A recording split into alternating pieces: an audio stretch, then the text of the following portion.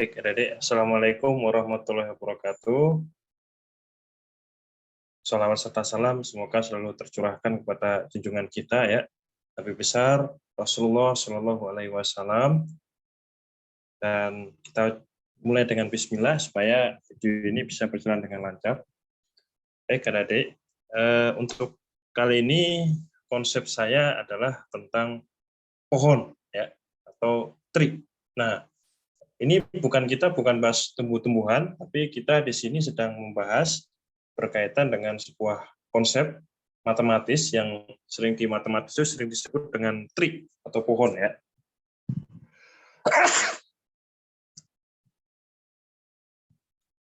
Nah, kita definisikan dulu tentang pohon. Kalau di minggu lalu kita sudah membahas berkaitan dengan graph ya, maka pohon itu sebenarnya adalah salah satu jenis dari graph, adik.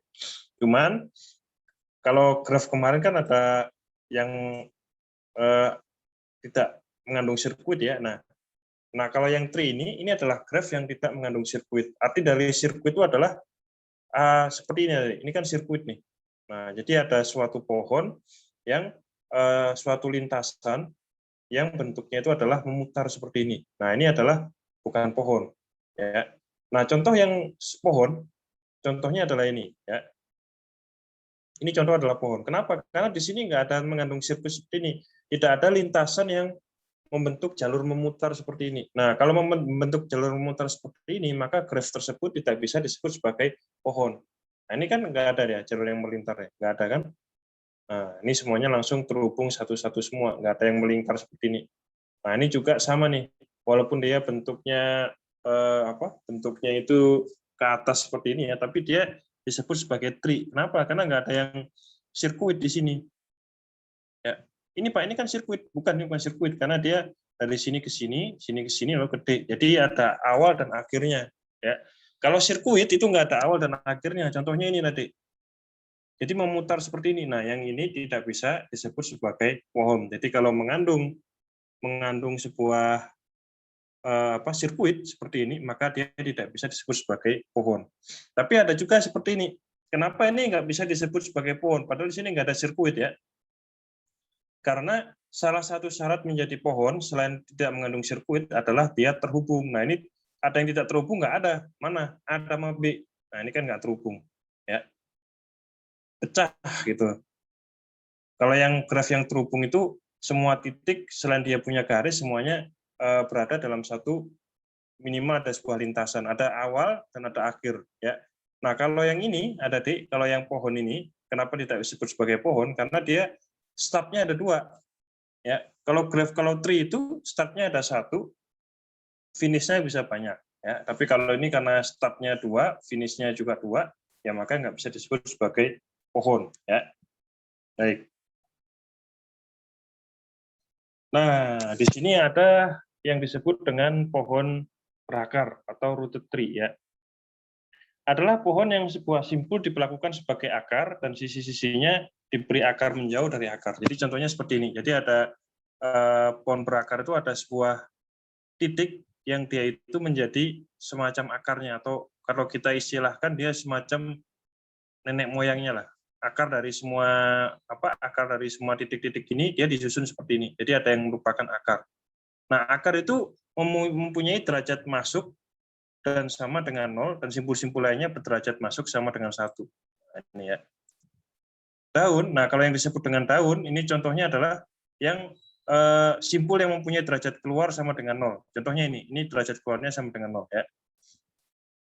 Nah, kalau yang ini ada kalau akar ya, dia kan disebut sebagai pohon yang graph yang ini ya, yang berarah. Nah, kalau yang akar itu dia mempunyai derajat masuk sama dengan 0.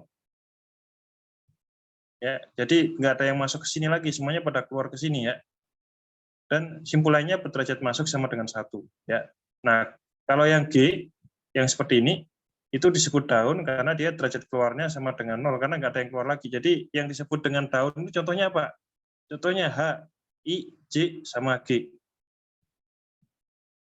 Nah, kalau yang simpul nih contohnya simpul B, C, D, E, F itu B, C, D, E itu adalah simpul ya. Nah, kalau yang disebut dengan daun, ini contohnya HIJ, FG. Kalau akar, itu contohnya adalah A, seperti ini. Ya, itu adalah contoh dari pohon berakar. Dia disusun seperti ini. Ya. Nah, sembarang pohon tak berakar dapat diubah menjadi pohon berakar dengan memilih sebuah simpul sebagai akar. Ya. Pemilihan simpul yang berbeda menjadi akar menghasilkan pohon berakar yang berbeda pula. Nah, ini ada berbagai macam. Ya. Ini mau kamu rubah jadi akarnya C juga boleh juga ya. Terserah adik-adik. Misalnya dijadikan akar, bisa juga ya. Dibolak-balik aja. Nah, kalau yang seperti ini, kenapa tidak bisa disebut sebagai pohon tak berakar? Karena di sini nggak ada akarnya. Akar itu tadi apa?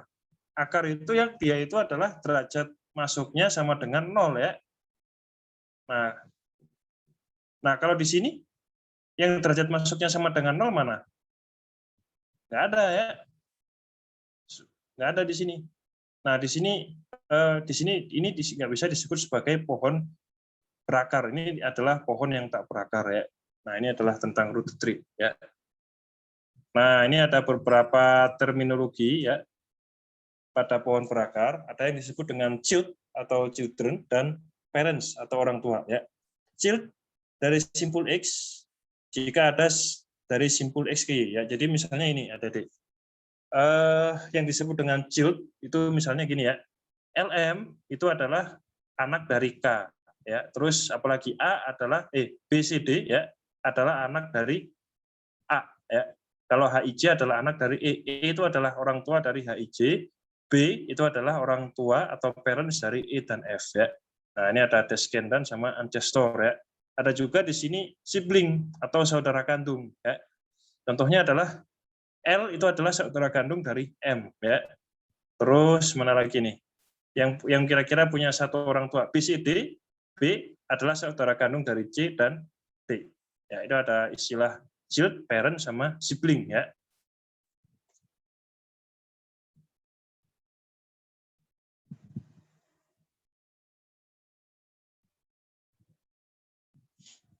Nah, ini ada descendant, ada luhur ya. Ini kalau kita menggunakan pohon berakar ya. Nah, ada juga leaf, tadi sudah saya jelaskan. Leaf itu adalah yang simpul yang derajat 0, tidak mempunyai child. Contohnya ini ya. HIJ, F, LM ini disebut sebagai leaf ya. Karena dia nggak punya derajat ini lagi, derajat 0, nggak punya anak lagi. Nah, kalau misalnya mau disusun dengan level atau tingkat, ya, nah bisa seperti ini. Ini ada level 4, level 3, level 2, level 1, sama level 0. Jadi, akar mempunyai level 0 ya. Nah, sedangkan kalau yang daun, dia memiliki level 4 di sini.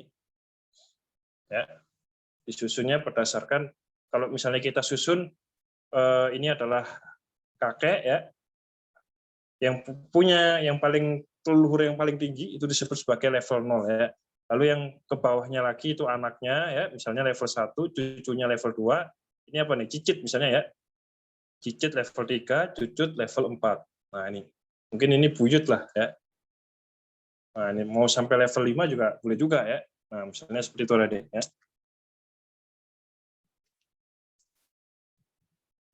Nah, ada di sini yang disebut dengan pohon emerai.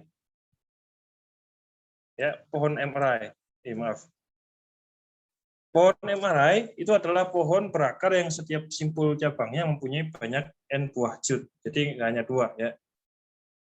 Nah, kalau anaknya hanya 2, itu kita kenal dengan istilah pohon biner atau binary tree ya.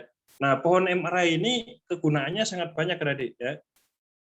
Ini kalau di dunia komputer ini manfaatnya sangat banyak. Misalnya ada penurunan kalimat, ada direktori arsip ya, ada struktur organisasi ya, misalnya silsilah keluarga, struktur bab ya. Nah, misalnya apalagi nih, kompetensi dari sepak bola. Nah, itu kan biasanya disusun menggunakan pohon emerai seperti ini ya. Ada bagian bawah meluncur terus sampai ke bagian atas ya. Ini contoh dari pohon emerai. Nah, sekarang kita ke tugas keaktifannya tadi ya. Adik-adik tolong kerjakan tugas keaktifannya, yaitu tree ini, terutama tree MRI ini kan saya sebutkan dia ada manfaatnya di dunia komputer adalah direktori arsip di dalam komputer ya. Nah, sekarang tugas adik-adik adalah jelaskan implementasi konsep tree ini dalam organisasi file komputer yang berbentuk indeks.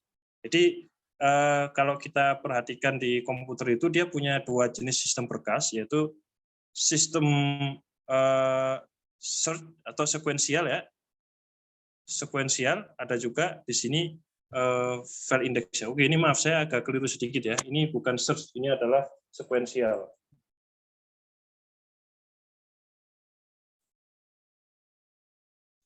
Oke, ya, sampai sini. Sekuensial.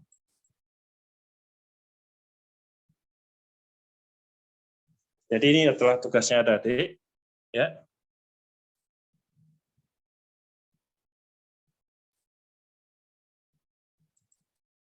Jadi lalu jelaskan setelah adik-adik tahu organisasi file komputer yang berbentuk indeks, lalu cari juga organisasi file yang bentuk sekuensial, lalu bandingkan kelemahan sama keuntungannya menggunakan indeks itu apa dibandingkan dengan yang sekuensial ya.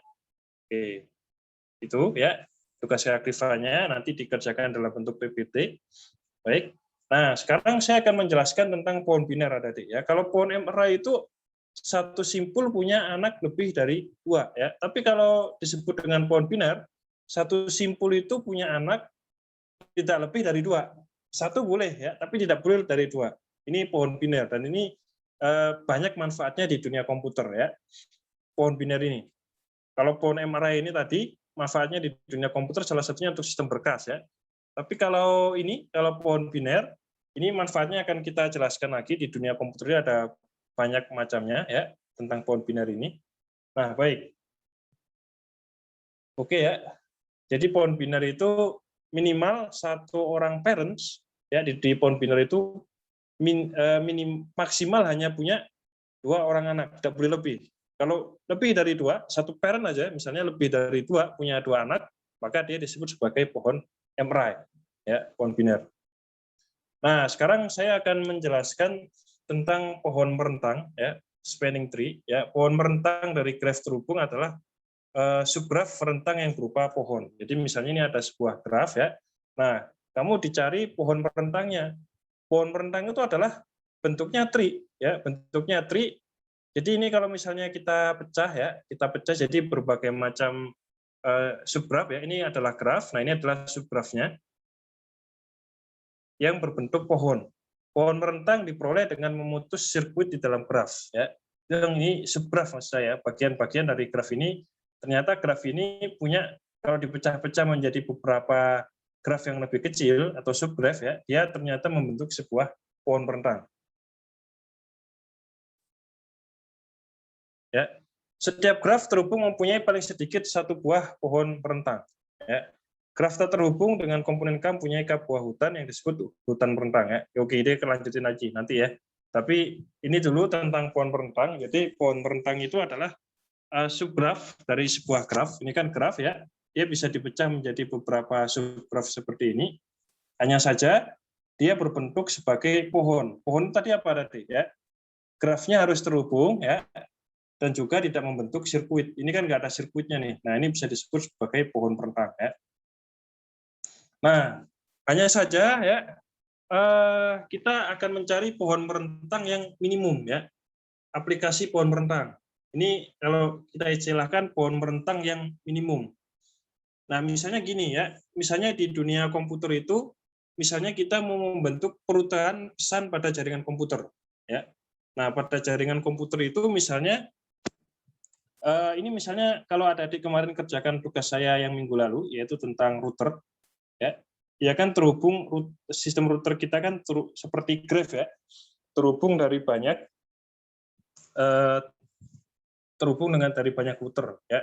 Nah, kadangkala untuk melakukan suatu perutaan ya, kita ingin mencari dulu sebuah rute yang menghubungkan semua titik yang ada di sini ya, semua titik yang dalam graf itu, tapi memiliki beban paling minimum. Kalau misalnya kita dalam router ya, itu misalnya adalah traffic misalnya ya. Ada traffic ya, misalnya jangkauan jarak dari satu titik ke titik yang lain misalnya gitu ya. Nah, kamu ketika melakukan perutaan dalam router itu, adik-adik dituntut untuk membentuk sebuah rute yang menghubungkan semua titik, ya, rutenya itu, tapi memiliki jarak yang paling minimum, seminimum mungkin, ya, yang menghubungkan semua titik tetap terhubung satu sama lain. Itu adalah salah satu ciri kerja dari router, karena kita akan mencari lintasan komunikasi antar titik ini, ya, tapi dengan rute yang paling minimum, ya, aplikasi pohon rentang ini. Nah, ini contohnya tadi ya, pohon rentang minimum. Graf terhubung tadi sudah saya jelaskan bahwa graf rentang pohon rentang itu adalah subgraf dari graf, ya. Pohon rentang yang berbobot minimum dinamakan sebagai pohon rentang minimum spanning tree, ya. Oke. Nah, bagaimana cara menentukan rute minimum, ya? Nah, kita kenal yang disebut dengan nama algoritma prim, ya. Algoritma prim itu gimana? Langkah 1, ambil sisi dari graf G yang berbobot minimum, masukkan ke dalam T, ya. Lalu setelah itu pilih sisi yang memiliki bobot minimum dan persisian dengan simpul di T, ya. Tetapi tidak membentuk sirkuit di T, ya. Ulangi langkah 2 sebanyak n-2 kali. Misalnya saya implementasikan aja, ya. Gambar ini deh, ya. Nah, gambar ini, ya. Kita cari dulu adik-adik kalau pakai algoritma prim itu, di antara graf ini mana yang memiliki titik minimum, paling minimum, ya. Bobot yang paling minimum mana nih? 20. Oke, 15 misalnya, ya. Saya kasih ambil contoh di sini adalah yang ini 10 aja deh. Ini kan paling minimum, ya. Oke, 10 paling minimum, ya. Nah, kita gerakkan 10 di sini. Nah, di sini yang bersisian mana aja adik? Yang bersisian 15 sama 35, ya. Sama 50 di sini yang bersisian di titik G, ya. Nah, sekarang kita cari, ya, di antara garis-garis yang bersisian ini mana yang paling minimum. Ini kan kita udah garis 10, ya. Di sini 10, ya. Nah, ternyata 15. Oke, kita cari 15 dulu sini. Seret. Nah, sini ya, 15. Nah, setelah itu misalnya mana aja yang bersisian di titik E? Ada B, ya. Lalu ada 40 di sini, ada 20. Yang paling minimum adalah yang B, ya. Oke, kita seret dulu di sini. B 5, ya. Oke, dia setelah itu, ya, misalnya kita pilih lagi yang ke-20, ya. Kalau kita balik lagi ke sini kan akan terbentuk graf ini, ya, akan terbentuk yang namanya sirkuit. Jadi kita putar lagi, ya, bukan B lagi ke A, tapi misalnya kita cari lagi titik yang lain, misalnya titik 20, ya, boleh kita ke titik 20. Nah, di titik 20 itu dia ada D di sini, ya. Nah, kita cari mana yang paling minimum yang bersisian dengan D. Garisnya ada 45 sama 30. Nah, kita cari yang 30 yang paling minimum. Nah, akhirnya bentuk arahnya ke sini 30, ya. Nah, selanjutnya sisanya sudah nggak ada lagi, ya. Kalau diputar lagi ke G, dia akan membentuk sirkuit, dia tolak. Nah, akhirnya dia pilih yang C ini, lanjutkan ke C. Ke sini, ya. Ke C di sini. Nah, setelah itu dia pilih yang ke A. Nah, gini, ya. Ke 25. Seperti itu contohnya tadi.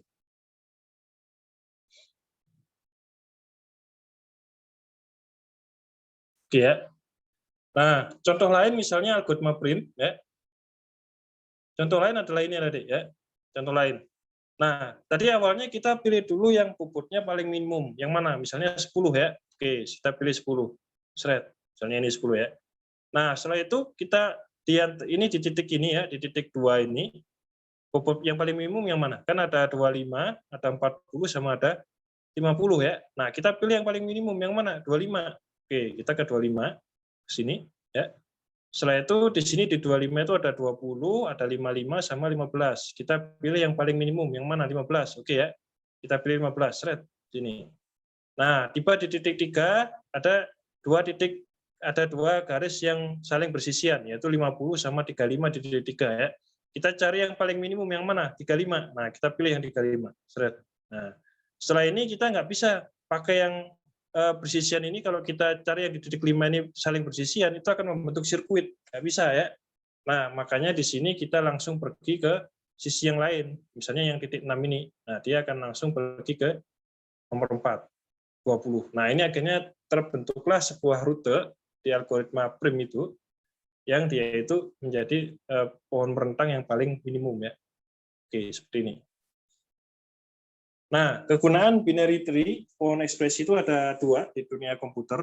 Ada kode Huffman yang digunakan untuk teknik kompresi, ada juga pohon ekspresi. Ya. Kalau kode Huffman, ya, kode Huffman atau itu biasanya sering digunakan ketika algoritma dikompresi, misalnya zip, ya, rar dan lain-lain itu sering menggunakan kode Huffman ini ada deh. Oke, misalnya kita kode Huffman ya. Jadi seperti ini tadi ya. Saya ambil contoh kata seperti ini. A, B, A, C, C, D, A. Ya. Kalau misalnya ini di dalam kode ASCII biasa, ya, kode ASCII itu mungkin udah diajarin di semester 1, bahwa A, B, C, D, A itu kalau mau dituliskan panjang banget, seperti ini kode digitalnya nih. 56 bit cuma suruh nulis A, B, A, C, C, D, A. Ya, 56 bit kalau disusun. Nah, dengan menggunakan kode Huffman, ya, ini bisa disingkat. Bisa kita singkat. Nah, ini teknik ini dipakai di zip atau di rar untuk mengkompresi sebuah angka yang susunannya banyak ya. Saya ambil contoh caranya begini kode Huffman ya. Nah, kita bikin dulu sebuah tabel ya.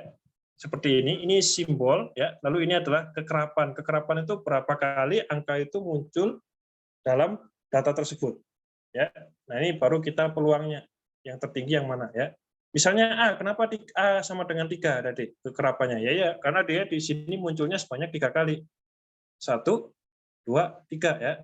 Oke, misalnya apa lagi? B. Nah, B munculnya 1 kali ya. Oke, B munculnya 1 kali. C munculnya 2 kali. Ya, 2 kali ini. 1, 2. D munculnya juga 1 kali ya. D munculnya 1 kali. Nah, setelah itu kita susun ya mana yang kira-kira dia itu paling tinggi, kekerapannya paling tinggi. A ya. Setelah A apa? C. Lalu setelah itu yang paling rendah adalah B sama D. Nah, lalu kita susun dia menjadi pohon ekspresi seperti ini. Ya, tadi kita udah dapatkan yang paling sering muncul ya adalah A. Setelah itu yang paling muncul kedua adalah C ya. Nah, ini kan C ya, 1 2. D 1 juga ya, sama apalagi B ya. Nah, kita susun menjadi kode pohon seperti ini tadi. Nah, ini pohon Huffman ya. Pohon Huffman itu seperti ini ada 01, 01, 01 dan lain-lain ya, kita susun seperti ini. Nah, setelah kita susun pohon Huffman-nya, baru kita buat berdasarkan dari kode pohon Huffman ini. Jadi kalau misalnya A ya, A itu akhirnya menjadi 0. Terus misalnya B ya, oke, B misalnya ini ya, kita susun jadi gimana? 1, 1, 0. Nah, jadi seperti ini. Kita ke C, ada D. Kalau C jadinya gimana? 1, 0 ya. Nah, D sekarang ya, D jadinya 1, 1, 1. Nah, seperti ini ya. Jadi huruf yang paling sering muncul, misalnya A ya, dia mendapatkan kode Huffman yang paling sedikit. Bitnya paling sedikit ya, padahal dia munculnya 3 kali ya. Nah, terus B-nya munculnya 2 kali, C-nya munculnya karena dia itu C-nya munculnya kedua ya, sering muncul kedua kali. Nah, akhirnya di sini dia dapatkan bit Huffman-nya juga paling sedikit ya, D lebih banyak. Nah, akhirnya setelah ini dia singkat. Jadinya jadi lebih singkat ada di A, B, A, C, C, D, A itu dikompres menjadi seperti ini. Ya, hanya 13 bit. Jadi yang 56 bit pakai ASCII biasa seperti ini ya, dikompres dengan menggunakan kode Huffman menjadi hanya 13 bit. Ya. Ini yang terbaik nih, algoritma kompresi yang paling baik dan sering digunakan untuk membuat misalnya kayak zip, rar dan lain-lain itu menggunakan teknik ini tadi. Ya. Bukan ini ya, yang bukan video. Kalau video itu lain lagi, bukan seperti ini ya. Tapi ini biasanya digunakan untuk mengkompresi dokumen. Seperti ini. Kode Huffman ya. Dari yang awalnya dia 56 bit seperti ini, tiba-tiba dia menjadi hanya 13 bit. Seperti ini ya.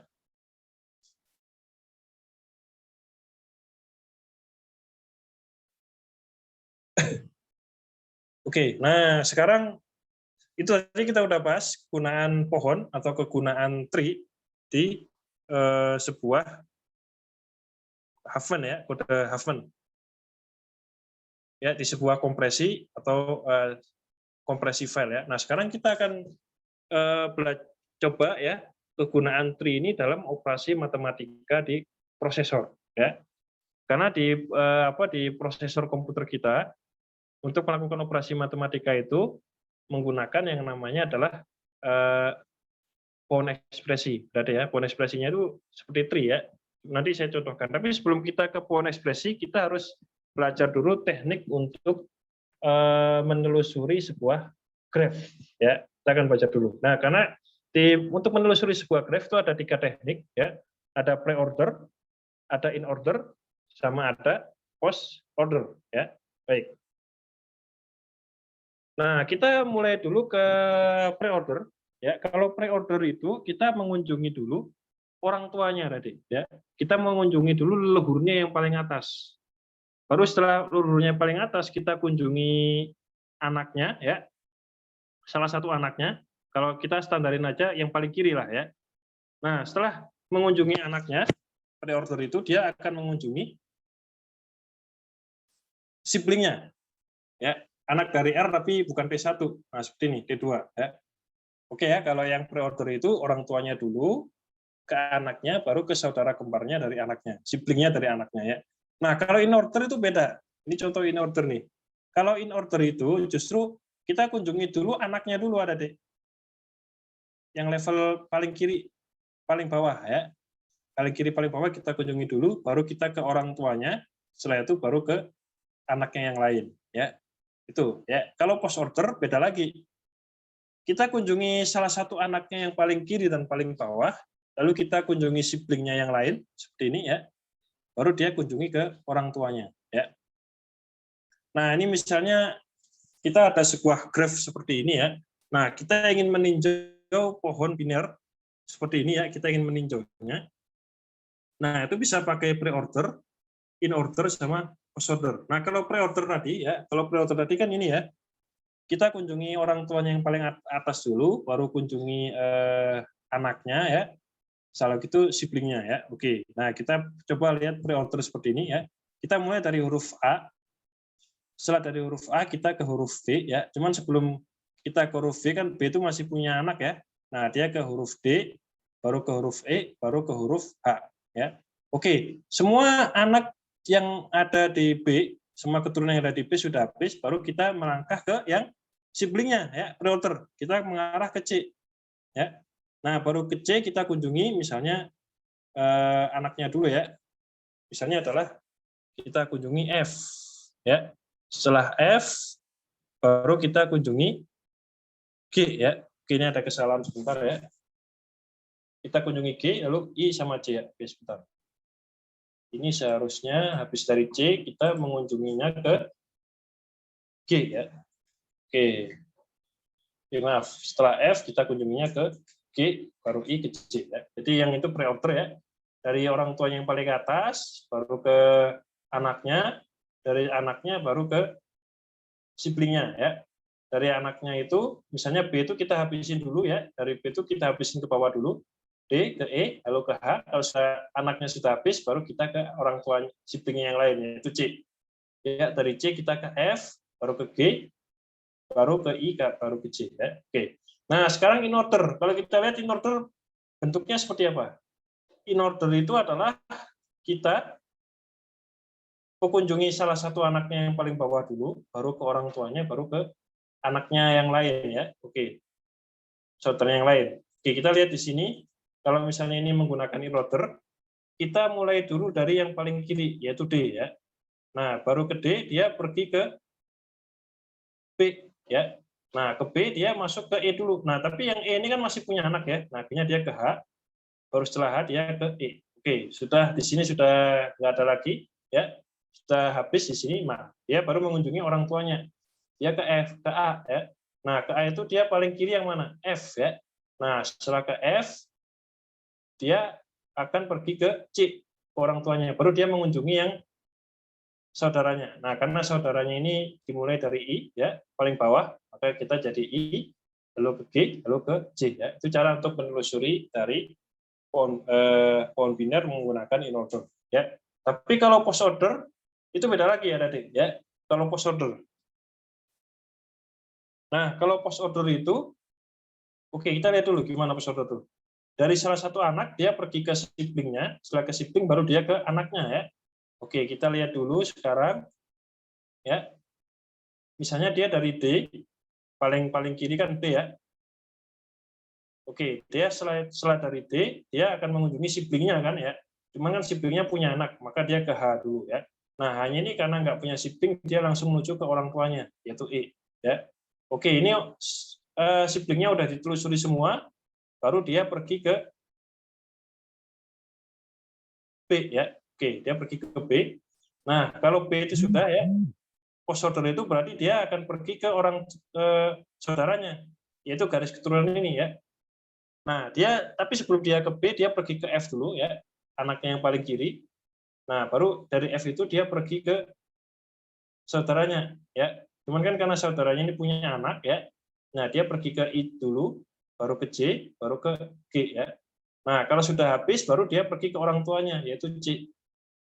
Nah, kalau sudah di sini sudah nggak ada lagi ya, maka dia langsung pergi ke orang tuanya. Ya, sesuai dengan aturan ini. Ya, post order ya. Oke, muat ya, tapi ini yang bagaimana sistem operasi kita bekerja, terutama di matematis ya menggunakan ini ya tadi. Ya. Ada beberapa prosesor yang cara kerjanya pre-order, in-order, sama post-order. Ya. Nah, makanya di sistem operasi komputer ya, ini kita kenal yang namanya pohon ekspresi. Jadi prosesor kita ya, dia untuk mengerjakan proses aritmatika itu dia menggunakan teknik ini ya. Kalau zaman saya ya, kalau dulu waktu saya kan elektro ya dulu. Nah, di elektro itu bagaimana memprogram pakai bilangan assembly ya. Nah, bilangan assembly itu bagaimana prosesor itu bekerjanya. Ada yang prosesor yang bekerja menggunakan pre-order aritmatikanya ya. Ada juga prosesor aritmatika yang bekerja in order. Ada juga prosesor aritmatika yang bekerjanya adalah post order. Nah, misalnya kita ke pre-order, ada deh ya. Ini ada sebuah pohon ekspresi matematika ya. Nah, ini misalnya ada prosesor yang dia kerjanya pre-order, maka dia akan melakukan operasi dulu, pemrograman assembly-nya adalah pre-order itu kan dari orang tuanya dulu ya. Nah, maka dia ke orang tuanya dulu kali ya, baru dia ke plus ya, dia kunjungi lagi anaknya A ya. Oke, kalau anaknya sudah habis, baru dia pergi ke tanda bagi yang ini ya. Nah, baru dari tanda bagi ini dia menelusur ke anak yang lain B ya, baru dia pergi ke siblingnya yaitu C. Nah, ini sama nih. Kalau yang ini pohon ekspresi yang pre-order, dia penelusurannya menggunakan pre-order. Nah, kalau ini udah habis ya, pre-order kan setelah dari orang tuanya ke anak, dia pergi ke sibling ya. Nah, dari sibling dia kurang seperti ini, dia panggil orang yang lain D misalnya ya, orang tuanya yang D, baru dia pergi ke saudara kembarnya yaitu E ya, yaitu tanda kali seperti ini. Dari kali dia pergi ke E, lalu setelah itu ke F ya. Oke. Nah, sekarang kita ke contoh prosesor yang menggunakan in order. Contohnya ini ya tadi ya, in order. Nah, kalau in order itu ya tadi kunjungi anak yang paling bawah dulu ya. Bukan yang paling bawah, yang paling kiri ya.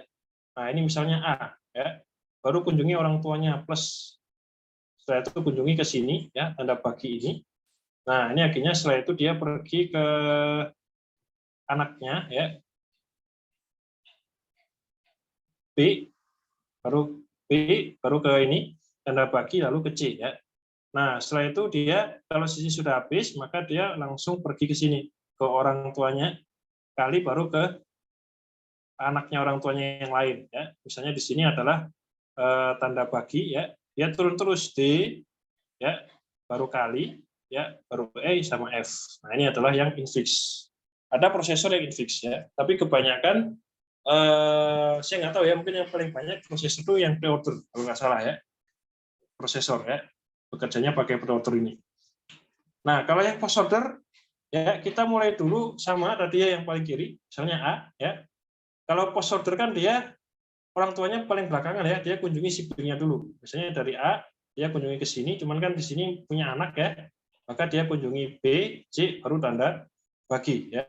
Oke, di sini sudah dia kunjungi semua keluarganya dari siblingnya, baru dia akan pergi ke plus sini ya, ke tanda plus ini.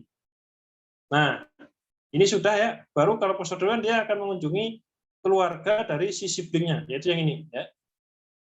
Nah, dia kunjungi dulu yang paling kiri, yaitu yang D. Ya. Nah, dari yang D dia pergi ke keluarganya saudara kembarnya, yaitu kali ya. Cuman dia di sini dia urutin dengan E sama F. EF baru kali dulu ya. Nah, setelah itu dia langsung ke orang tuanya, min ya. Ini semua anaknya sudah dikunjungi, baru ke leluhurnya, yaitu kali. Nah, ini ada yang postfix seperti ini ya. Nah, pohon ekspresi itu adalah pohon yang di sini adalah variabel, pohon daun-daunnya itu adalah variabel. Nah, simpul-simpulnya dan rootnya atau akarnya itu adalah bilangan, itu adalah operator matematika. Ya. Nah, bisa kita telusuri dengan pre-order, in-order, sama post-order. Bisa ya. Bisa dengan menggunakan pre-order, in-order, sama post-order. Jadi pohon ekspresi itu adalah pohon yang daun-daunnya itu adalah variabel. Daun-daun ya, daun-daun itu kan yang nggak punya simpul lagi. Nah, simpul-simpulnya itu adalah simpul-simpul dan akarnya itu adalah operator matematika ya. Saya ambil contoh lagi misalnya ini ya. Nah, ini adalah contoh pohon ekspresi lain ya, ada yang menggunakan infix, prefix, sama postfix. Sama nggak nih? Sama ya.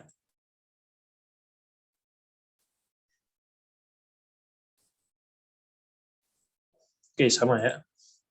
Juga sama ya. Oke, itu adalah contoh ya tentang pohon ekspresi ya.